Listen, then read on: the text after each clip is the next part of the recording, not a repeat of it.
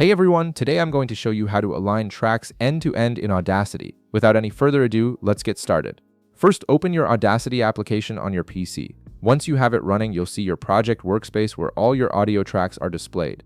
Now, before we align the tracks, you might want to reorder them first to organize your project better. To do this, look at the left side of each track where you'll see the track name. Next to the track name, you'll notice 3 dotted lines. Click on these 3 dots to reveal a menu with several options. From this menu, you can select either Move Track to Top or Move Track to Bottom, depending on how you want to arrange your tracks. This step is completely optional, but it's helpful if you want your tracks in a specific order before aligning them. Once your tracks are organized the way you want them, you'll need to select all of them for the alignment process. To do this, navigate to the upper left corner of the screen and click on Select. From the drop-down menu that appears, click on All. This action will highlight all the tracks in your project, ensuring that the alignment will apply to every track you've selected. Now comes the main part.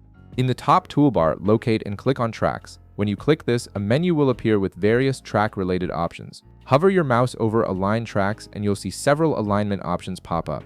These options allow you to align your tracks in different ways depending on your project needs. For this tutorial, click on Align End-to-End. This feature automatically arranges all your selected tracks so that each track starts right where the previous one ends.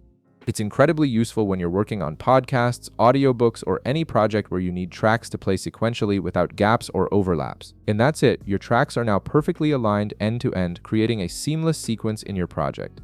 This simple process saves you from manually dragging each track to line up with the next one, making your workflow much more efficient. If this video helped you out, be sure to leave a like, subscribe, and I'll see you in the next one.